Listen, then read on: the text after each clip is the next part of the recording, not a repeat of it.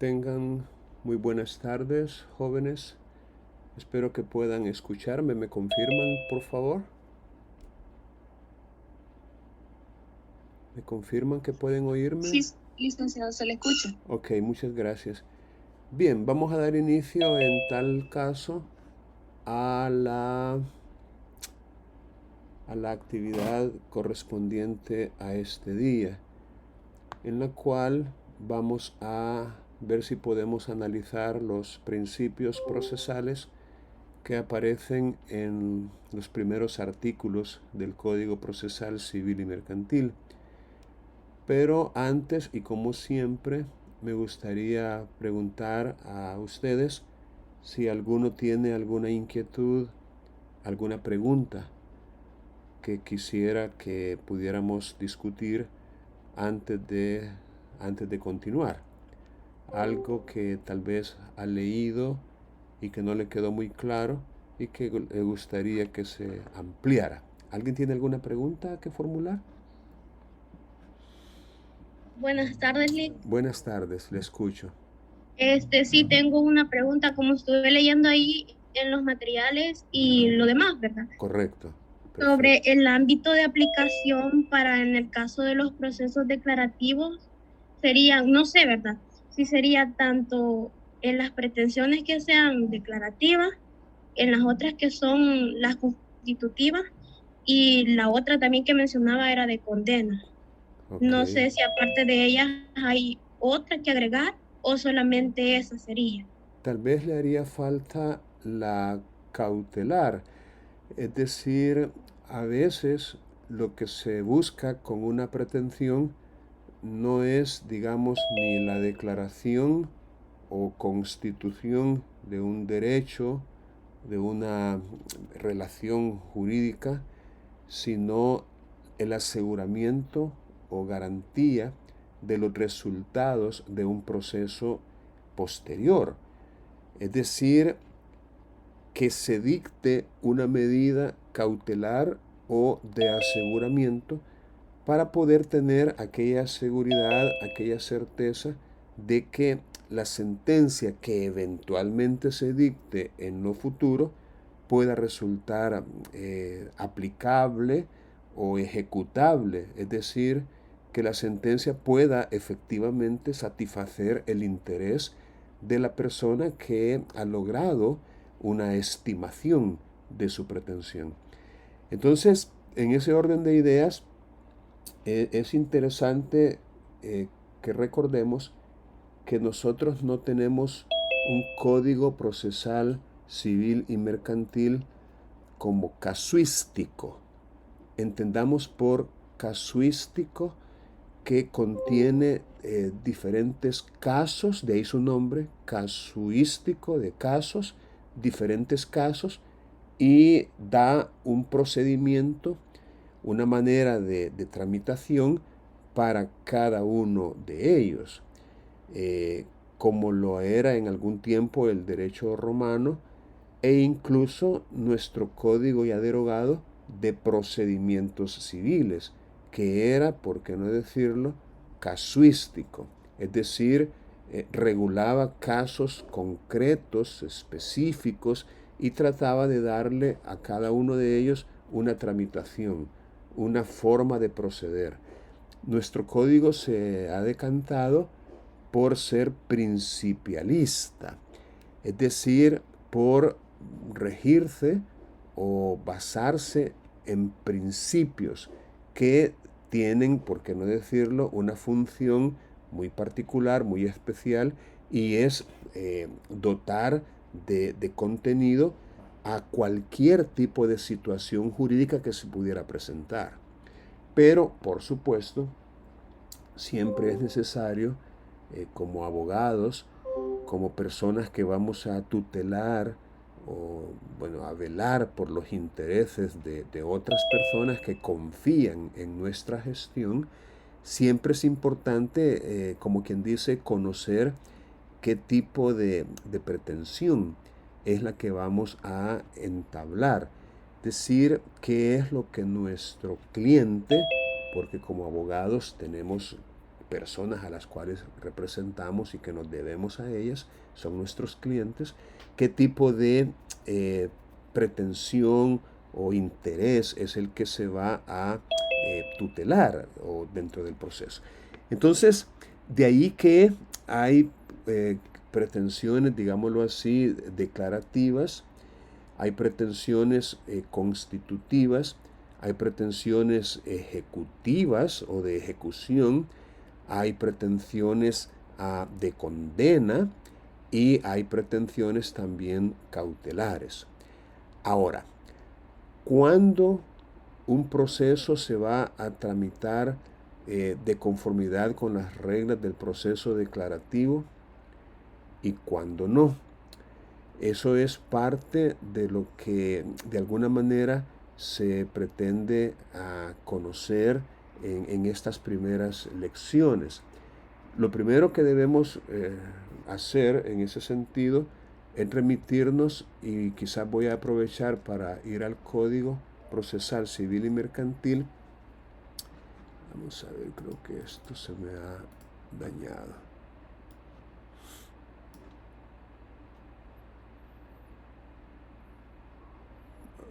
Ok.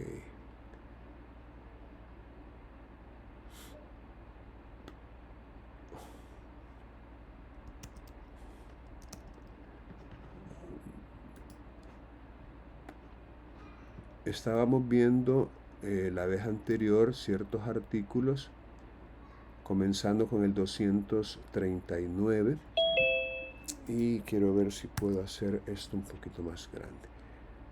Vaya, aquí tenemos como quien dice, ahorita voy a mostrar esto en pantalla. Creo que esto no está bien así, voy a...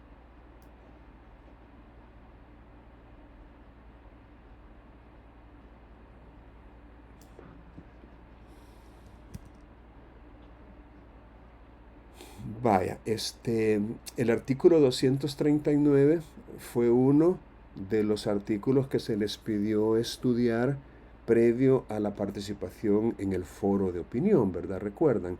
Y dentro de él es que aparece esto que dice: toda pretensión que se deduzca ante los tribunales y que no tenga señalada por la ley una tramitación especial, será decidida en el proceso declarativo que corresponda.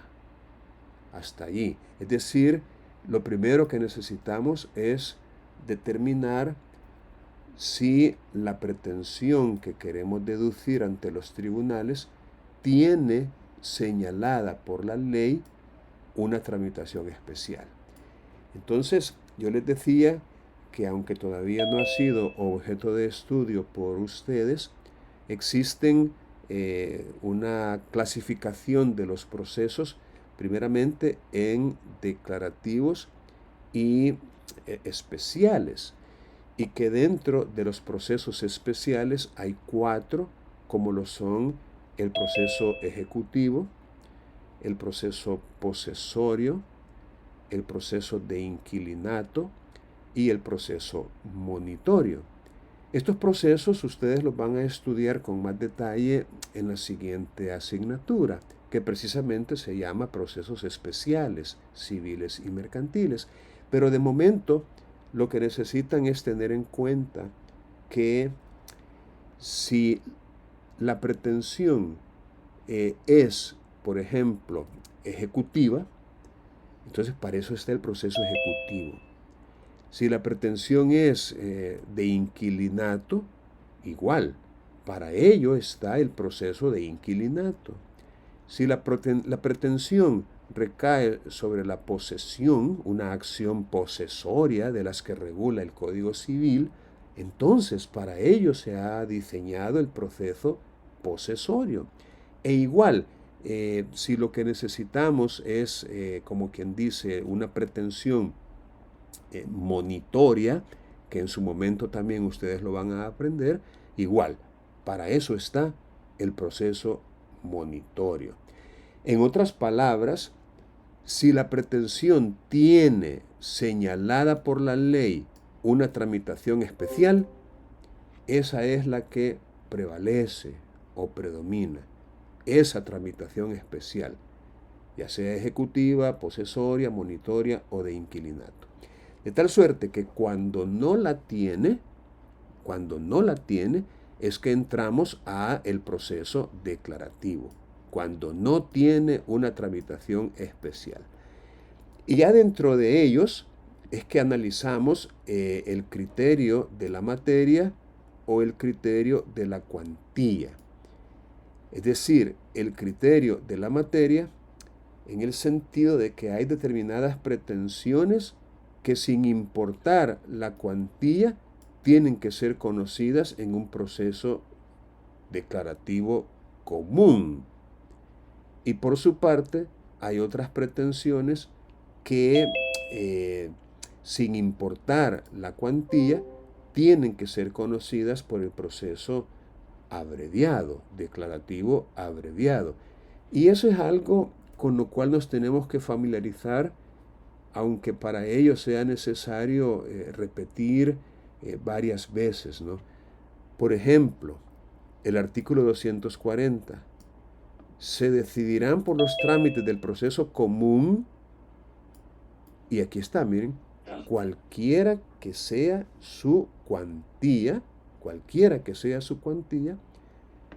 las demandas: 1, competencia desleal; 2, propiedad industrial; 3, propiedad intelectual; y 4, publicidad.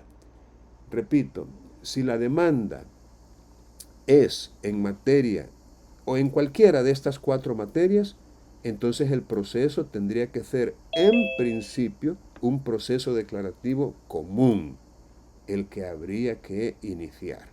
Repito, cualquiera de estas 4, pero con una, como quien dice, con una condición, y es que esa demanda no debe versar exclusivamente sobre reclamación de cantidad, porque si llegara a versar exclusivamente sobre reclamación de cantidad, entendamos cantidad de dinero, entonces este criterio de la materia cede para dar paso al criterio de la cuantía. Eso es lo que nos está diciendo este inciso primero del artículo 240, que de repente podemos encontrarnos frente a una demanda que, teniendo por fundamento fáctico propiedad intelectual, por ejemplo, o publicidad, o competencia desleal, pero aunque ese sea el cuadro fáctico, o como quien dice, los hechos que dan el origen al reclamo, tiene que ver con estos asuntos, pero lo que estamos reclamando es exclusivamente una cantidad de dinero, entonces vamos a tomar en cuenta la cuantía. La cuantía. Repito, si llegara a versar la demanda exclusivamente sobre reclamaciones de cantidad. Quiere decir que si la demanda, repito, no versa exclusivamente sobre reclamaciones de cantidad, sino que incluye alguna declaración para que se reconozca, para que se declare la existencia, para que se constituya algún derecho en materia de competencia desleal, en materia de propiedad industrial, en materia de propiedad intelectual o en materia de publicidad, repito, aunque incluya una cantidad, pero si versa también sobre alguno de estos asuntos o aspectos, tendría que ser un proceso declarativo común sin importar la cuantía de lo que se reclame. Ahora bien, pasando al proceso declarativo abreviado, por razón de la materia y cualquiera que sea su cuantía, estas otras 4 pretensiones que se mencionan en el artículo 241, estas 4 que están aquí, tendrían que ser tramitadas de conformidad con las reglas del proceso abreviado. Y ellas son las demandas de liquidación de daños y perjuicios, las demandas de oposición a la reposición judicial de títulos valores, las demandas que tengan que ver con la disolución y liquidación de una sociedad, es decir, una demanda judicial, y las demandas que reclamen o pidan la nulidad de sociedades. Estas 4 pretensiones, sin importar la cuantía, estas 4 tendrían que ser tramitadas de conformidad con las reglas del proceso abreviado. Ahora, repito, esta sería como un resumen, ¿verdad?, de lo que supuestamente ustedes debieron haber analizado y estudiado antes de su participación en el foro de la semana anterior. ¿Alguien desea también formular alguna otra pregunta o comentario?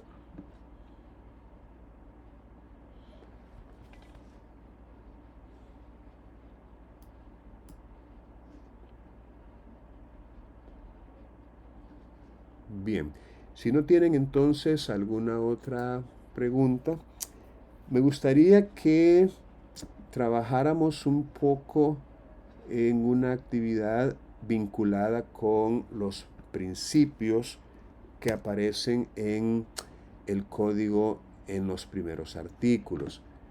Voy a también a mostrárselos. Estamos hablando aquí de los artículos 1 y siguientes. Voy a ver si puedo también. Vaya. Miren, lo que vamos a hacer ahorita, vamos a ver cuántos principios podemos enumerar. Déjenme ver. Vaya, tenemos. Es que esto sea. Bueno, en el artículo 1 tenemos un principio llamado derecho a la protección jurisdiccional. Eso está en el artículo 1, derecho a la protección jurisdiccional, ya llevamos 1. En el segundo hay uno que se llama vinculación a la Constitución, leyes y demás normas, es otro principio. En el artículo 3 tenemos el principio de legalidad. En el artículo 4 el principio de defensa y contradicción. En el artículo 5 el principio de igualdad procesal. En el artículo 6 el principio dispositivo. Como ven, son varios los principios que tenemos que estudiar. En el artículo 7 el principio de aportación. El artículo 8 trata del principio de oralidad. En el artículo 9 el principio de publicidad. El artículo 10 se titula principio de inmediación. El artículo 11 principio de concentración. El artículo 12 el principio llamado obligación de colaborar. Ese es un principio también, obligación de colaborar. El artículo 13 principio de veracidad, lealtad, buena fe y probidad procesal. Artículo 13. El artículo 14 se titula principio de dirección y ordenación del proceso. El artículo 15, obligación de resolver. Así se conoce este principio, principio de obligación de resolver, artículo 15. Y finalmente, en el artículo 16, principio de gratuidad de la justicia. Entonces, miren, ahorita nosotros tenemos, quiero ver cuántos participantes, hay 31 participantes conectados y tenemos 16 principios. Entonces, vamos a trabajar, fíjense bien, vamos a trabajar con un principio por pareja. Es decir, vamos a hacer ahorita equipos de 2 personas cada uno y van a trabajar ustedes ahorita un principio cada pareja. Probablemente porque veo nombres repetidos, por lo menos uno estoy viendo que está repetido, a lo mejor haya uno o dos equipos que no alcance a tener un compañero. Es posible que solamente quede una persona. O a lo mejor el compañero que le tocó, por alguna razón se desconecte, porque está lloviendo, porque su conexión no es muy buena, porque está con un teléfono y va por la calle y llega a una zona que no tiene cobertura. Por la razón que sea, si usted se queda solo o sola, pues siga trabajando, porque después de unos minutos en que vamos a preparar una pequeña exposición, es decir, un pequeño resumen, básicamente sobre el principio que nos tocó estudiar,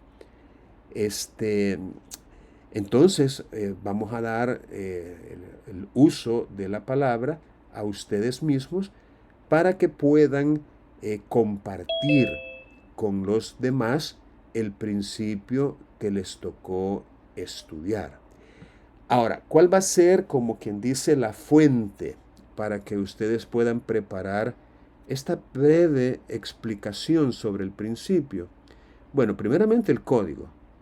O sea, lo primero que tienen que leer es el principio tal como se encuentra en el código y tratar de comprenderlo, ¿verdad? A juzgar por sus mismas palabras.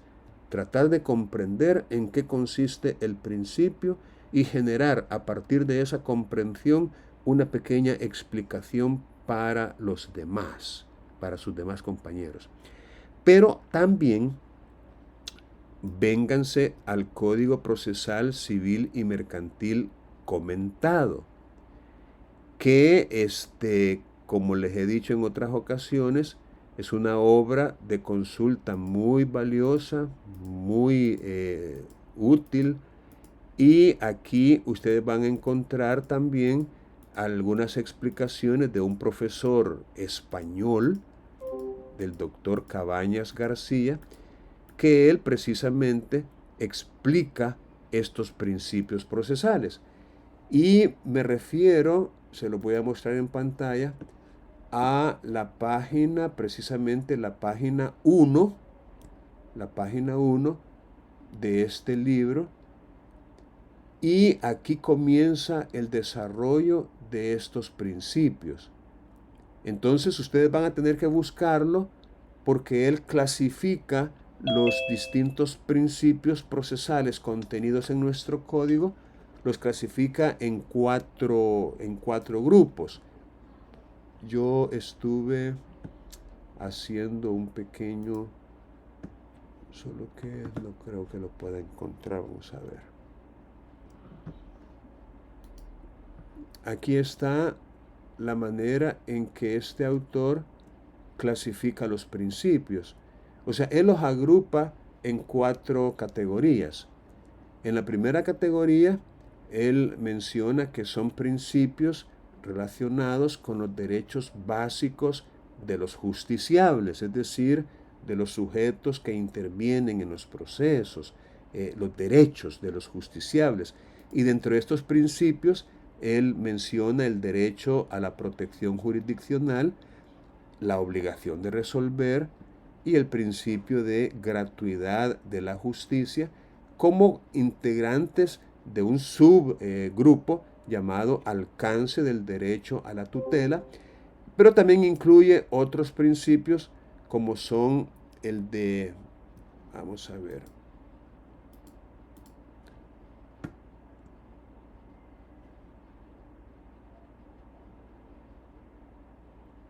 como son el de vinculación a la Constitución, el principio de legalidad, el principio de defensa y contradicción y el principio de igualdad procesal. O sea, él hace, repito, esta clasificación en 3 subgrupos.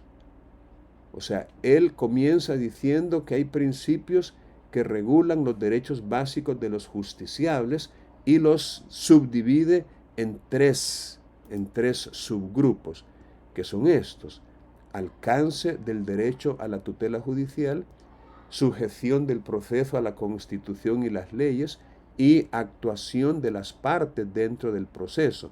Y dentro de cada subgrupo, ahí van los principios que él ubica dentro de esos subgrupos. Entonces ustedes, por supuesto, van a tener que buscar, porque a ustedes les va a corresponder un principio y él los regula en estas categorías. Luego, principios que garantizan el carácter rogado, como son el dispositivo y el de aportación. Principios relativos a las obligaciones de los sujetos, que son la obligación de colaborar y el de veracidad, lealtad, buena fe y probidad. Y finalmente, los principios ya que son propios del proceso, del procedimiento, como son el principio de oralidad, el de publicidad, el de inmediación, el de concentración y el de dirección y ordenación del proceso.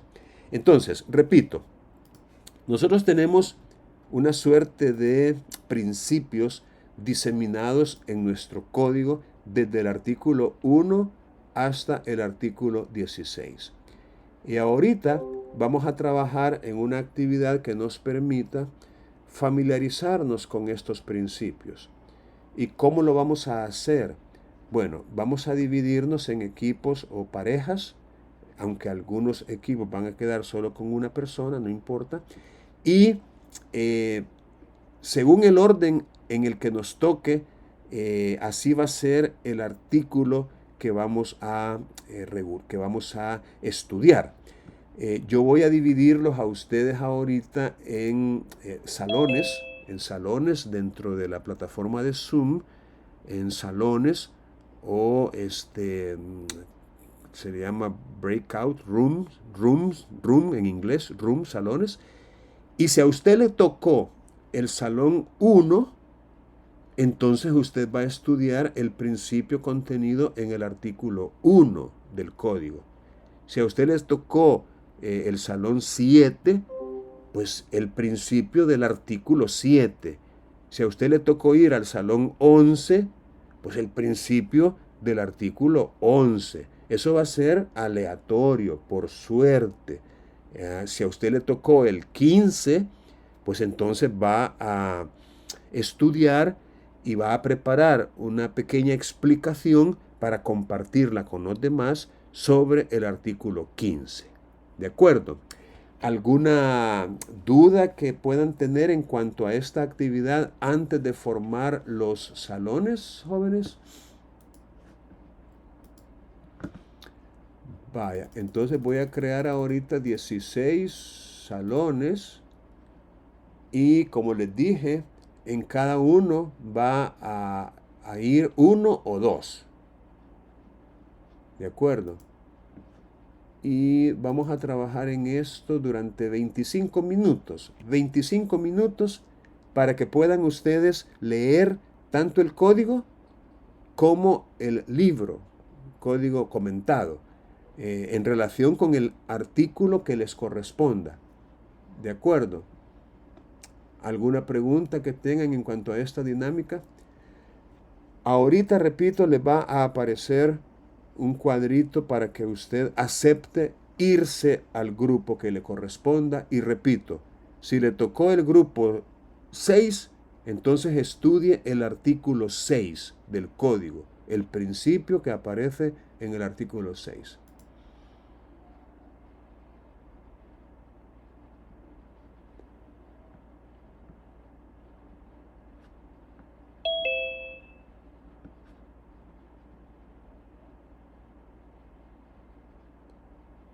Carlos, ¿me escucha?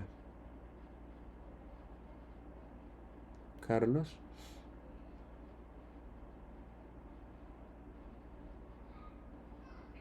Sí, licenciado, le escucho. Vaya, ¿acaba de entrar o se había desconectado? Fíjese que mi inconveniente es que mi computadora no tiene audio de micrófono. Okay. Entonces me acabo de conectar del celular y me voy a salir de la computadora. Ah, por lo del micrófono. Vaya, porque veo yo que usted está en el salón 14. Lo, Hola. Sí, ya estoy desde el teléfono. Va, entonces el artículo 14 y el principio que aparece ahí es el que usted va a estudiar. Oye, Perfecto. ¿Voy con alguien o voy solo, de licenciado? momento va solo, pero si alguien más entra, se lo voy a asignar.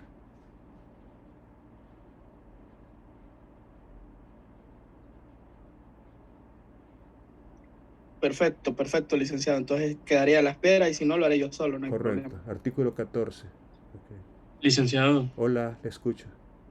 fíjese que nuevamente no me permitió entrar a una sala. No sé si me puedo unir con Carlos Arevalo, por ejemplo, ya que él no tiene equipo. ¿Cuál es el nombre suyo? Diego Herrera. Vaya, la cosa es que tampoco lo veo fuera de las salas. A usted lo veo en el 5. Lo único que no se ha incorporado en el salón 5. Está con Emmanuel. Lo que puede hacer es salir y volver a entrar y lo voy a mandar al salón 5 de nuevo. Ah, no, aquí está en el 8 también, qué barbaridad. Diego. Ah, no, es que ese es otro. Ese es otro Diego. Ok. Bueno, entonces ahorita salgo y voy a volver a entrar. A ver ¿Seguro? si se Ok, soluciona. ok, Ujú, ok. sí. Mariana, usted también debería salir y volver a ingresar junto con Nelson. Probemos saliendo y volviendo a ingresar. Tal vez así logran entrar al grupo.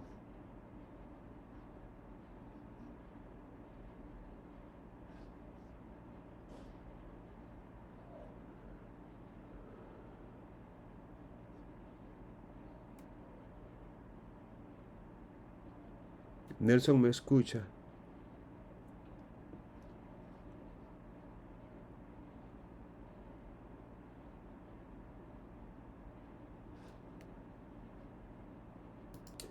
Después de haber concluido los 25 minutos que se habían concedido, vamos a tener ocasión de escucharles a ustedes con esta pequeña explicación.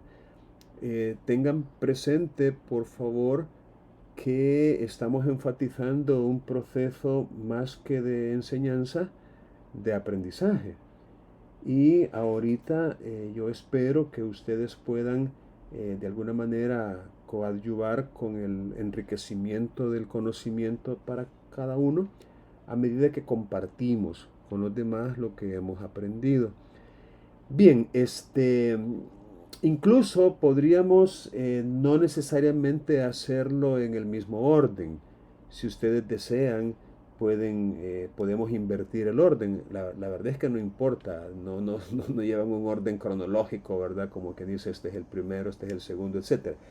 Entonces voy a permitir que quien desee comenzar lo pueda hacer de su propia iniciativa. ¿Hay alguien que desea comenzar?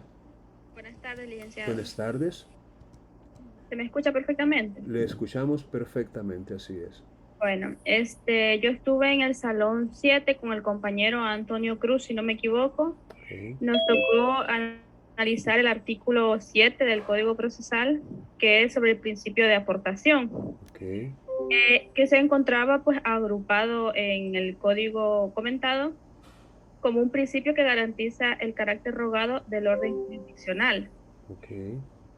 Para empezar el análisis, sacamos algunas ideas centrales del mismo artículo. La primera idea es que el artículo nos menciona que los hechos de la pretensión y de la oposición solo podrán ser introducidos al debate por las partes, es decir, por los involucrados, ya sea si existe la figura del demandado o del demandante, serán ellos quienes tienen que introducir las pruebas que van a ser usadas para demostrar la veracidad o falsedad de los hechos que hayan afirmado. Luego, el artículo nos dice que la actividad probatoria debe recaer exclusivamente sobre los hechos afirmados por las partes o terceros involucrados.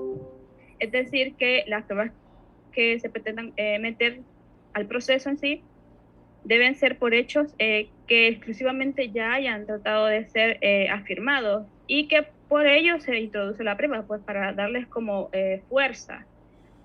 Ok. Y también que respecto a las pruebas debían ser introducidas y que el juez podría ordenar diligencias para mejorar el proveer en caso de que existan dudas en la prueba. Esas son las ideas centrales que el artículo nos da a leerlo. Okay. Y que la aportación de la prueba pues es exclusivamente, como ya mencioné, de las partes o terceros involucrados. Dentro del análisis y también de la mano de lo que leímos en lo que sería el código comentado, pues encontramos que el órgano judicial, o en este caso la figura del juez, no está facultado ni obligado a introducir pruebas, ni a ayudar a las partes a introducirlas. ¿Esto qué quiere decir? Pues básicamente nos trata de dar a entender que el juez no tiene ni debe ayudar a las partes con la introducción de pruebas de los hechos que ellos ya hayan afirmado. Es decir, el juez no debe intervenir ni en caso de que sea una prueba pericial o una documental, etcétera, ¿verdad? No debe de intervenir de ninguna manera, a excepción de cuando se hable de que la prueba ya haya sido introducida, sea pertinente, sea considerada útil y haya sido introducida dentro del proceso de manera legal. Ahí entonces, cuando exista esa prueba ya, pero haya una duda, es decir, que la prueba trate de demostrar alguna pretensión, afirmar algún hecho, pero no lo logra perfectamente, quedan dudas, el juez no tiene claro si la prueba realmente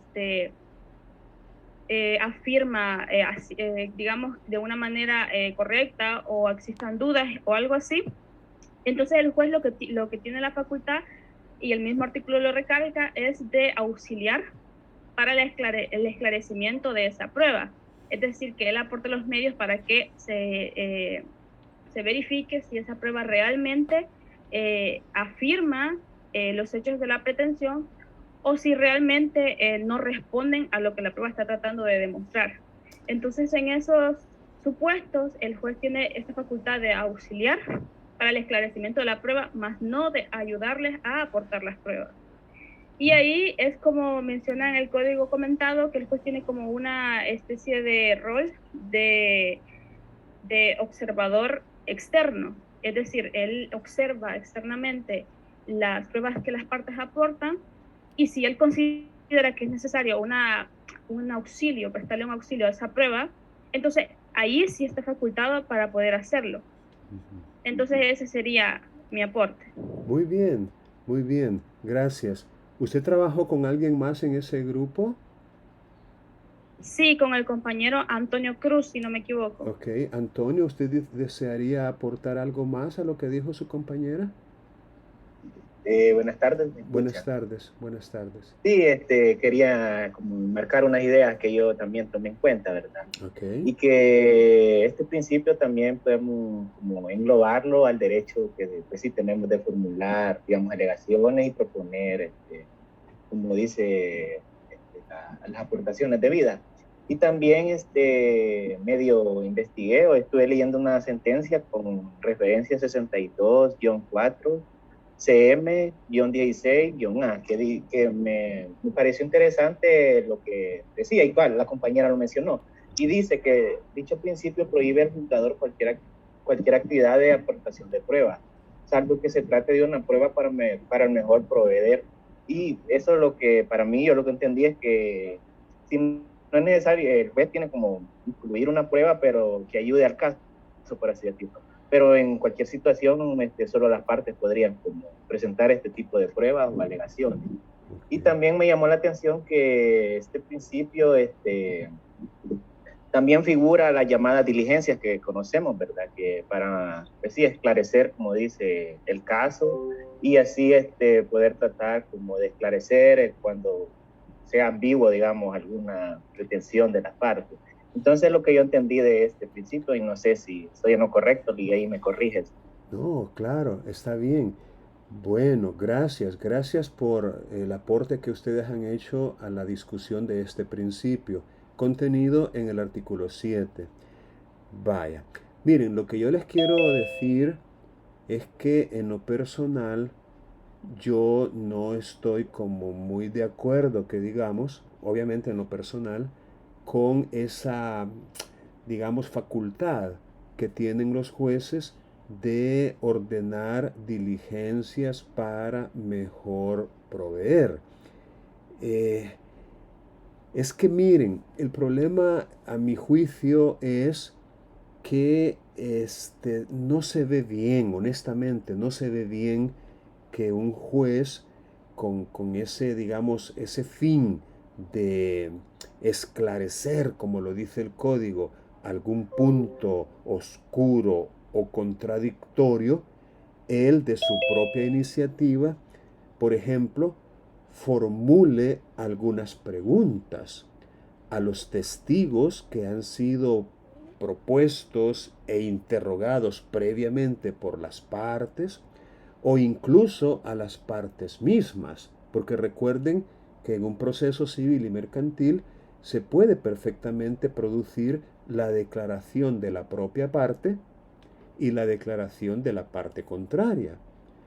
O imagínense que de repente una de las partes propone prueba pericial y cita a la audiencia probatoria al perito, es decir, al especialista, al experto, al técnico que hizo el peritaje, que presentó un dictamen y que llegó a la audiencia a explicarlo mediante interrogatorio.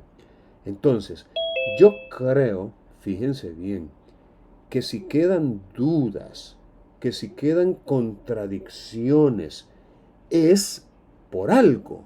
No sé si me explico. Es decir, es porque el abogado que tenía que esclarecer el asunto no logró su objetivo con sus preguntas, con sus cuestionamientos, con su interrogatorio. Entonces, pues, o sea, obviamente es mi opinión que no está respaldada por el texto legal que acabamos de leer en el artículo 7. Es mi opinión. Yo veo una intromisión en realidad y en mi humilde opinión, una ruptura de un principio que aunque no esté consignado de manera expresa, pero debe reinar en todo proceso civil y mercantil, que es el principio de imparcialidad del juez.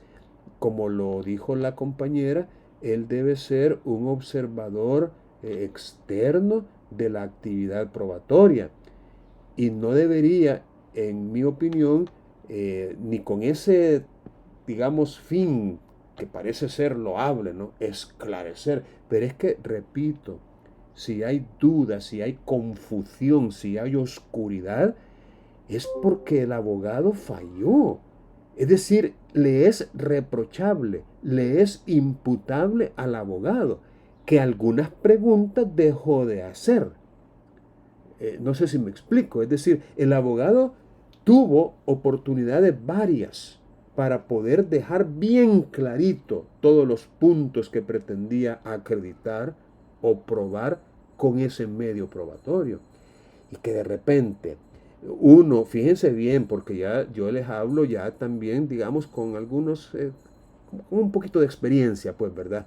Es decir, uno está pero feliz, óiganlo bien, uno está contento cuando el abogado se sienta después de haber interrogado al testigo, al perito, a la propia parte, a la parte contraria, el abogado se sienta y uno queda pero con una sensación de felicidad, sabiendo uno que por medio de las objeciones o por medio de las repreguntas o por medio del contrainterrogatorio, uno logró, ¿por qué no decirlo?, desacreditar o desbaratar lo que el testigo, perito o la parte tenía que decir. Y uno se sienta, repito, y se siente muy contento, muy satisfecho. Y que de repente venga el juez y diga, permítanme, voy a formular algunas preguntas para mejor proveer de conformidad con la facultad que me concede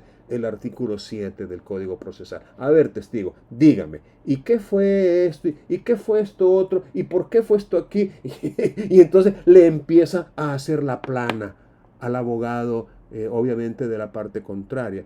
Entonces yo honestamente eso no lo veo bien, pero ese obviamente soy yo. Eh, yo otra vez, en lo personal, yo les recomiendo que ustedes, digamos, no se queden pasivos, no se queden inactivos, no se queden con la boca callada o con los brazos cruzados si de repente el juez comienza a, por ejemplo, de su propia iniciativa, a formular preguntas. Vaya, les voy a manejar un pequeño ejemplo muy puntual, muy concreto. En el interrogatorio, el directo o en el redirecto o incluso en el contra, existe lo que se conoce como las objeciones.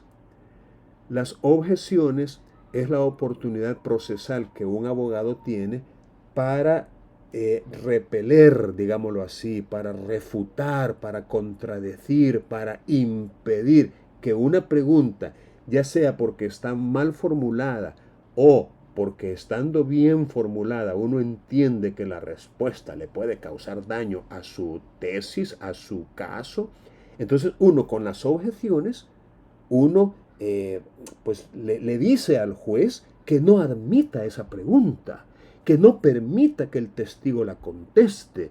No sé si me explico, las famosas objeciones. Ahora bien, ¿quién resuelve las objeciones? Un abogado hace la pregunta, el abogado de la parte contraria se pone de pie, alza la mano o grita objeción, ¿y quién la resuelve? El juez, obvio, ¿no? El juez es el que la resuelve. Lo hemos visto incluso en algunas películas. Entonces, ok, pregunto, y a las preguntas que haga el juez y yo las objeto, ¿quién va a resolver la objeción? Ahí está el detalle. Dígame, le escucho.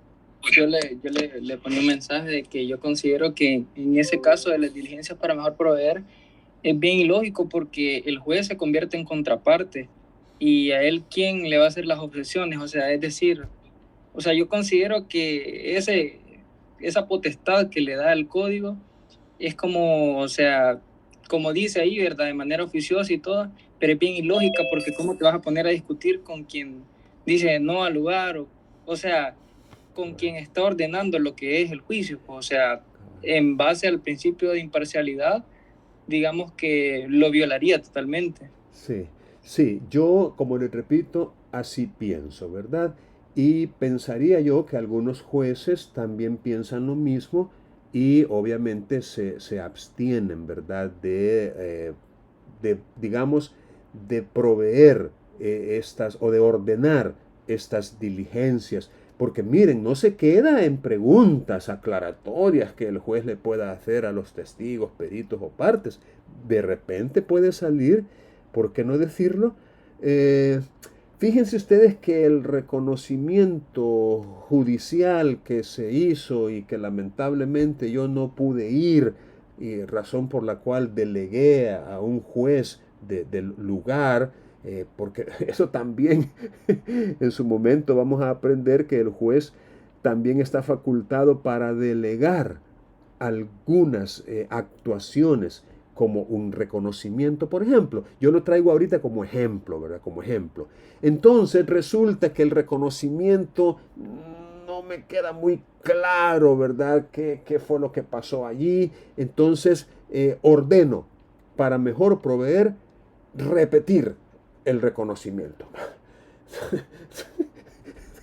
Digo, mire, si ese reconocimiento precisamente por haber quedado oscuro, por haber quedado confuso, por haber quedado, como que dice, incompleto, si ese reconocimiento a usted le favorecía Y viene el juez y dice, lo vamos a repetir.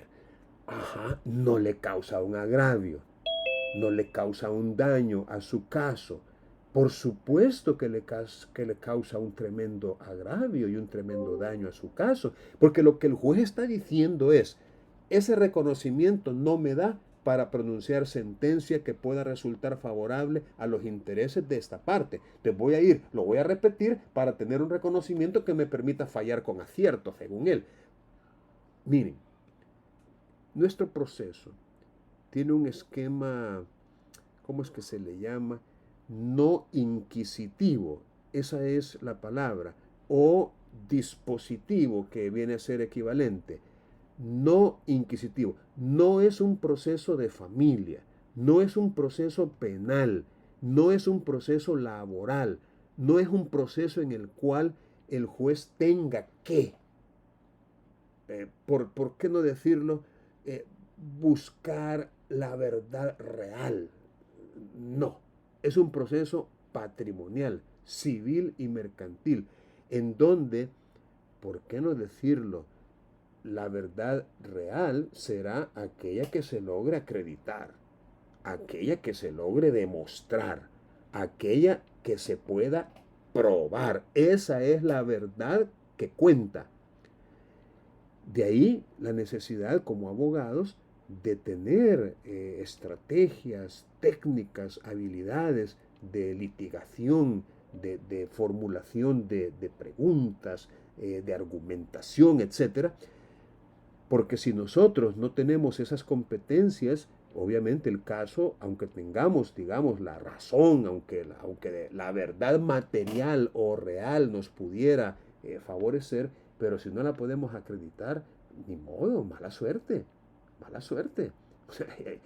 O sea, el juez, repito, debería tener un papel no protagónico en cuanto a la introducción de medios probatorios o de hechos al proceso.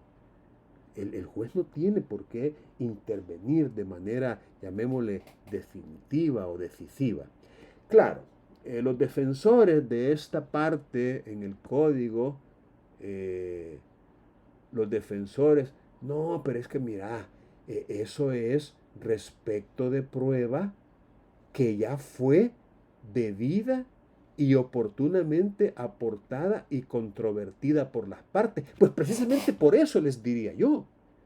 Pues por eso, si ya fue aportada y controvertida, ¿qué diablos tiene el juez que ir a hacer? Que la valore solamente, que se limite a valorarla tal y como las partes se las presentaron, pero que no venga él a querer remendar, a querer reparar cualquier omisión o cualquier debilidad que haya tenido la parte que presentó esa prueba. Esa, repito, es mi opinión. Bien, ¿alguien más quisiera tomar la palabra para comentarnos el principio? Sí, Buenas tardes, licenciado. Buenas tardes, le escucho. Sí, a nosotros nos correspondió hablar del artículo número 5 de los principios de la igualdad procesal. Ok. Pues este artículo pues básicamente nos habla sobre que las partes dispondrán de los mismos derechos, obligaciones, cargas y posibilidades procesales durante el desarrollo del proceso. Y pues de manera resumida, esto forma parte esencial del debido proceso, ya que es la oportunidad de que las partes procesales cuenten con los mismos medios ante el tribunal para expresar sus argumentos, vaya. Este principio de igualdad procesal pues implica que todos los litigantes, como decirlo así, no se encuentren en posición de inferioridad respecto a los demás. O sea, esto trata de evitar situaciones de supremacía o de privilegio de alguna de las partes en la traída de los hechos, por ejemplo, en el proceso, o asimismo garantizando la igualdad efectiva y de las posibilidades de las cargas del actor para lograr la plenitud y el resultado en el tribunal, vaya. Esa es como una opinión resumida. Ok, perfecto, Diego, gracias. ¿Hubo alguien con usted en el equipo? Sí, mi persona. Ok. Bueno, aparte, ¿verdad?, de lo que ha reiterado mi compañero acerca de lo que es el principio de igualdad procesal, Aparte de eso, quisimos darle un poco más de desarrollo, ¿verdad? Al principio y ahondar, ¿verdad? También en lo que son algunos autores, o mejor dicho, traer a colación la doctrina también, como por ejemplo José Albino Tinetti, que nos habla, ¿verdad?, de este principio y nos dice que supone una existencia de un mismo procedimiento justo para todos, con reglas y por supuesto reglas previas, ¿verdad?, que sean imparciales para resolver el conflicto y que se llegue, ¿verdad?, a una formación de voluntades por los operadores jurídicos competentes para resolverlo y que por ello, ¿verdad?, se obtengan los intereses que están en juego en cada caso, ¿verdad? Aparte de ello, también quisimos traer a colación con mi compañero lo que es Ángel Serpa, que nos decía también acerca de este principio de igualdad procesal, que nos hacía mención que este principio, ¿verdad?, impone al juzgador un deber de conferir, o mejor dicho, esa oportunidad procesal para que puedan exponer sus pretensiones y excepciones, ¿verdad?, por supuesto, para probar los hechos que en base a aquellas y por supuesto expresar sus propios alegatos o conclusiones. Aparte de ello, acerca de la doctrina y estos autores, ¿verdad?, que hablan acerca del derecho del principio de igualdad procesal, de igual manera nos basamos en lo que es la jurisprudencia y con ello tomamos a bien, ¿verdad?, traer a colación la sentencia AP12-5 CPCM 2012, que es de la Cámara de la Segunda Sección de Oriente, y en ella, ¿verdad?, retoma lo que es uno de los alegatos fundamentales de lo que es la Sala de lo Constitucional, en el que hace mención que el debido proceso tiene aquellas obligaciones de que el juzgador debe guiarse y fundamentar sus resoluciones en base a las leyes pronunciadas con anterioridad al hecho de que se trate. Y por otra parte, ¿verdad?, quisiera decir que con esto se parte de la idea de ceñirse, ¿verdad?, a lo que es la ley y de respetar las disposiciones de los cuerpos normativos vigentes en la aplicación, ¿verdad?, para cumplir los parámetros en la que se basa. Aparte de ello, en esta jurisprudencia también se basa en lo que es la sentencia del habeas corpus con referencia 8799, en el que nos dice que este principio no solo se deslinda como único, sino que también parte de tener lo que es una vinculación con el principio de audiencia y legalidad, que también están reconocidos en lo que es nuestra Constitución, artículos 3, 11 y 15, que respectivamente nos dice esta sentencia que debe guiarse por estos principios para que el proceso tenga un buen desarrollo con base a la ley. Aparte, ¿verdad?, también puede guiarse de diferentes tratados celebrados por El Salvador, en lo que nos habla del derecho a un proceso justo y que se incluye, ¿verdad?, aspectos equitativos y garantizados, ya que el derecho del juzgador también, ¿verdad?, debe contemplar lo que es un tribunal competente, independiente e imparcial. Y para finalizar, ¿verdad?, con mi compañero Diego, quisimos retomar un punto muy importante, en el que podíamos destacar también lo que es una postura, ¿verdad?, adoptada también por la Sala de lo Constitucional con respecto a este artículo del Código Procesal Civil y Mercantil, en el que nos dice que estas peticiones, ¿verdad?, o pretensiones formuladas por ambas partes del proceso deben ser comunicadas a la parte contraria para que pueda expresar en ella su consentimiento y formular su oposición. Entonces, más que todo, este principio, ¿verdad?, va guiado en el proceso, que se lleve de una buena manera, que sea equitativo, independiente e imparcial, como les he mencionado, para que pueda desarrollarse, ¿verdad?, bajo los parámetros de la ley. Esta sería nuestra participación. Excelente, muchas gracias, Emmanuel.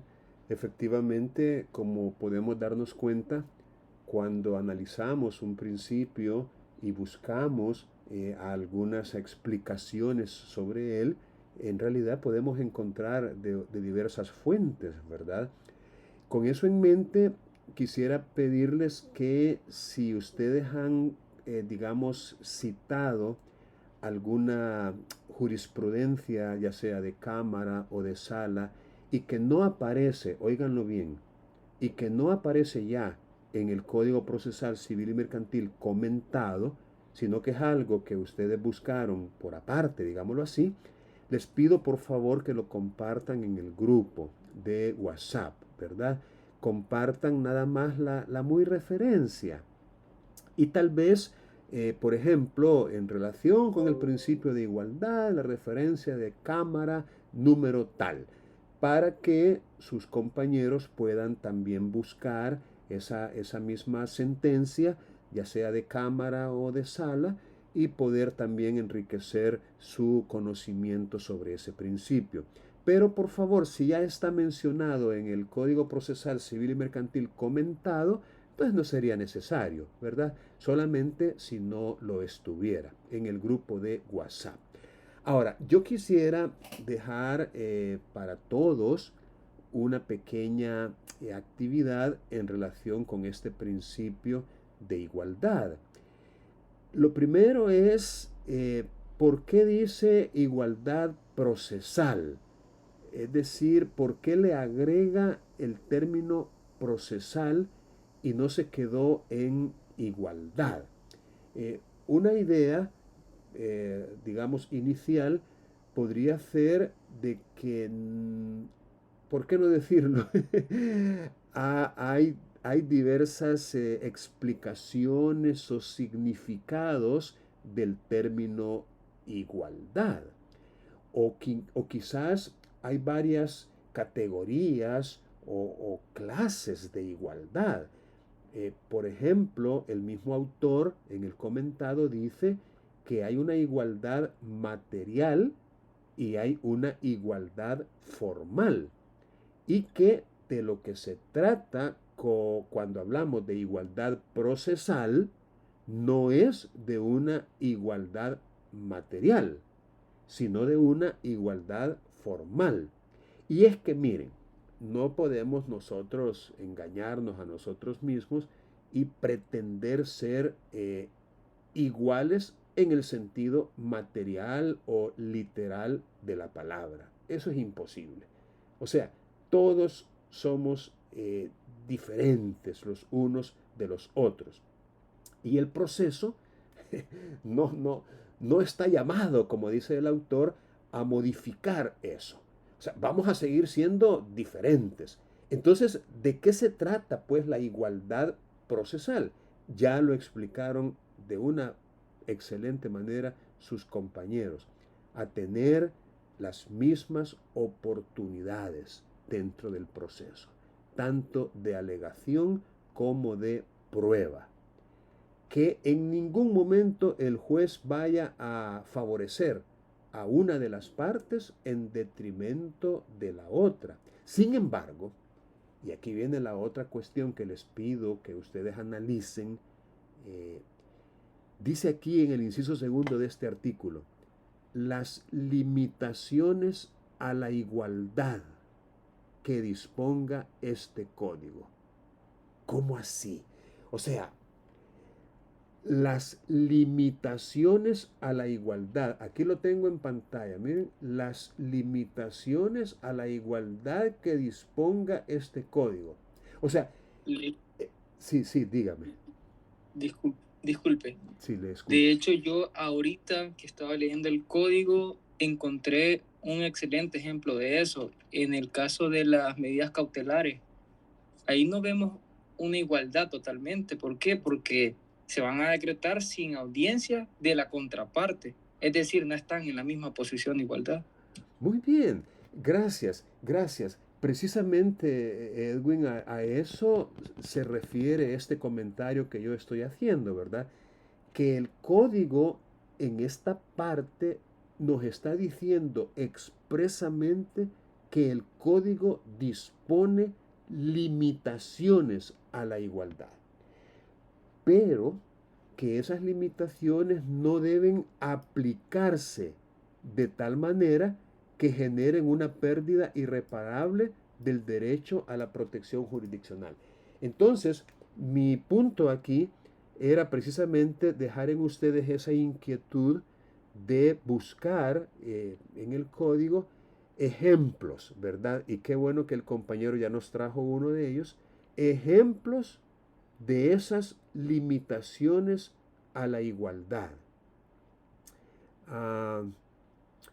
Por ejemplo, les voy a compartir uno adicional al que puso el compañero en el cual podemos discutir, por supuesto, ¿verdad? Si es como una excepción al principio de igualdad o más bien una excepción al principio del derecho de audiencia, ¿verdad? Audiencia, ser oído, antes de que se tome una decisión que resulte perjudicial para su patrimonio. Pero bien, de alguna manera también se ve invívido el principio de igualdad procesal. Pero hay casos en los cuales, y hablando siempre de las medidas cautelares, porque definitivamente allí radica este otro ejemplo que les quiero plantear, cuando uno solicita una medida cautelar, cuyo propósito, como ya se les mencionó, es garantizar el resultado del proceso, como quien dice, que haya efectividad en la sentencia que se dicte eventualmente, garantizarlo a través de una medida cautelar. Estas medidas normalmente, digamos, invaden, lesionan, ¿por qué no?, la esfera patrimonial de aquel en cuya contra se dictan estas medidas. Pongamos un ejemplo, un embargo preventivo de bienes. Supongamos que de repente, en virtud de una demanda que se me va a plantear, se pide como medida cautelar el embargo del vehículo que yo utilizo para transportarme. Vehículo que es único, no tengo otro. Entonces viene un ejecutor de embargos y se lleva mi vehículo, obviamente con una orden de un juez, un embargo, se lleva mi vehículo. Te pregunto, ¿esto me resulta a mí indiferente? ¿Esto no me causa ningún agravio, ningún perjuicio, ningún daño? Por supuesto que sí. La respuesta es obvia. Claro que me perjudica si es el vehículo que yo utilizo a diario para trasladarme de un lugar a otro y a mi familia también. Entonces, ¿qué va a pasar hoy? Que ya no voy a poder utilizarlo, voy a tener que irme en taxi, en Uber, o en microbús, o en bus, es decir, o a pie. Entonces, eso me va a causar algunos perjuicios. Por eso, por regla general, cuando uno pide una medida cautelar, tiene que ofrecer una caución. ¿Cómo que dice una medida cautelar dentro de otra? Una caución. Es decir, normalmente la caución se traduce en el depósito de una suma de dinero. Como quien dice, antes de ordenar la medida cautelar, se le impone al solicitante de ella que como caución deposite a la orden de este tribunal $1,000, ejemplo, $500, ejemplo, $1,200, $2,000, es decir, una caución, una garantía de que si yo causo con esa medida cautelar daños y perjuicios, los voy a indemnizar. Y ya hay una suma de dinero anticipada que ya está reservada para ese efecto, para cubrir cualquier daño y perjuicio que la medida cautelar pueda causar. Entonces, ¿qué les digo? Pregunto, la cantidad, la cuantía de esa caución o la exoneración de la misma es igual para todos? Respuesta, no.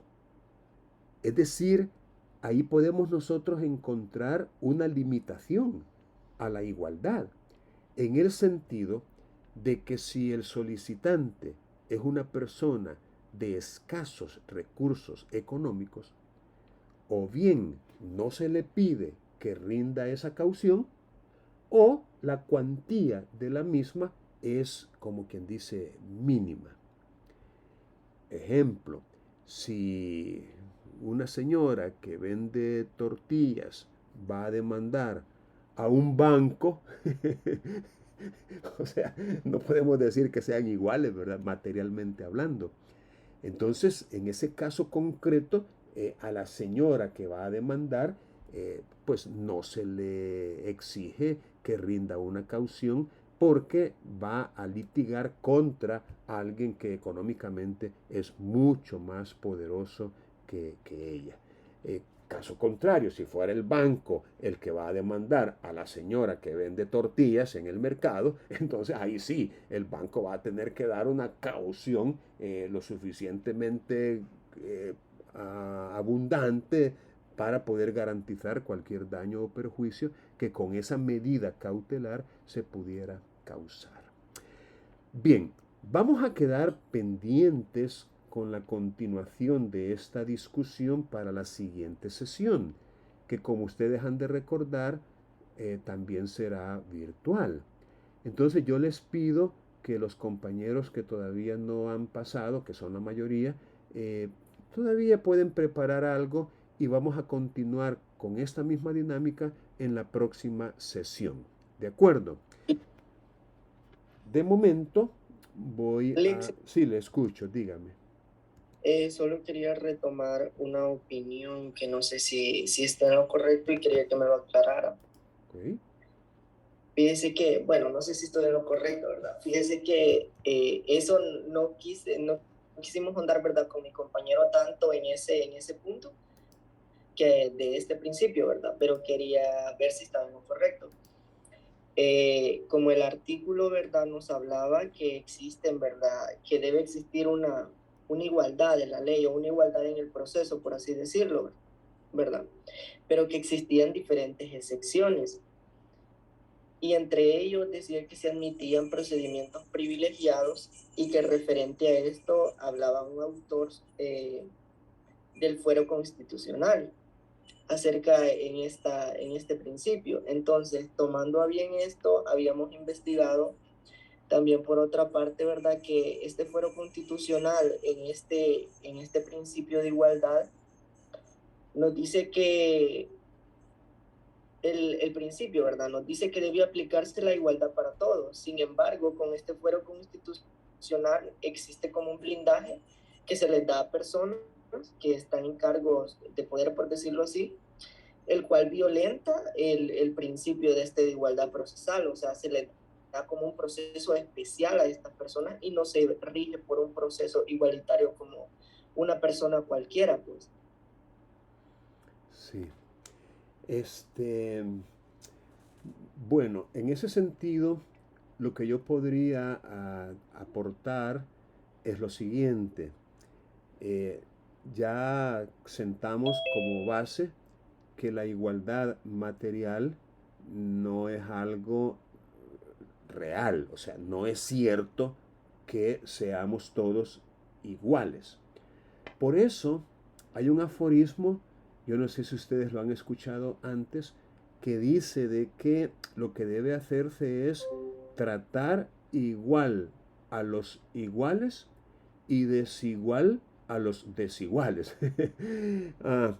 Incluso hay una imagen que introduce un término muy vinculado con el de la igualdad, que es el de la equidad. Es decir, como una especie de adelanto semántico a esta temática, no se habla ya, digámoslo así, de igualdad en vista de que la igualdad es imposible conseguir, igualdad material, ya que todos tenemos diferencias de una o de otra manera. Entonces, resulta obvio que no es lo mismo ser diputado, ser ministro, ser magistrado, ser presidente de la República, que ser un ciudadano, abro comillas, común y corriente, ¿verdad? Es decir, no son iguales por mucho que nos esforcemos teóricamente por decir que sí, que son iguales. No es cierto, no son iguales. Obviamente, las personas que les mencioné, por haber sido, digamos, sujetos a una elección y gozar del voto, del apoyo, del favor de un sector considerable de la población, de alguna manera es necesario que puedan ejercer la función a la que se les ha elegido sin cortapisas, sin obstáculos, porque recuerden, como dicen estos, no es que yo diga que esos son los porcentajes reales, pero digamos, el 97 por un lado y el 3. Siempre va a haber un 3% o un 8% o un 47%. Es decir, siempre va a haber del otro lado personas que van a estar como queriendo entorpecer la labor, la función a la que estas personas están llamadas. Precisamente por eso se justifica el que denuncias, y especialmente denuncias, no tanto demandas en el orden civil mercantil, porque esto del fuero constitucional opera más bien para denuncias en el orden penal, es decir, acusaciones Entonces, por eso, repito, es que de alguna manera se justifica. Ahora, no hay derechos absolutos, ese es otro punto que debemos tener muy claro. No hay derechos absolutos, siempre habrá limitaciones y en tanto estas limitaciones estén justificadas por principios de necesidad, de razonabilidad, de racionalidad, entonces está bien, es aceptado, es permitido. Entonces, repito, no hay regla sin excepción y cada vez que nos encontremos con una excepción a la regla, la excepción la confirma la regla. Es decir, siempre vamos a tener necesidad de este tipo de distinciones, de este tipo de limitaciones. En este caso, limitaciones a la igualdad. Bien, lamentablemente el tiempo se nos terminó ya y vamos a proceder a la toma de la asistencia. Entonces estamos en proceso declarativo B1 y ya ustedes conocen el procedimiento. Voy a ver si puedo acercar esto. Y por favor, cuando yo diga su nombre, usted me dice su apellido. Pero antes, déjenme que tengo que dejar de grabar.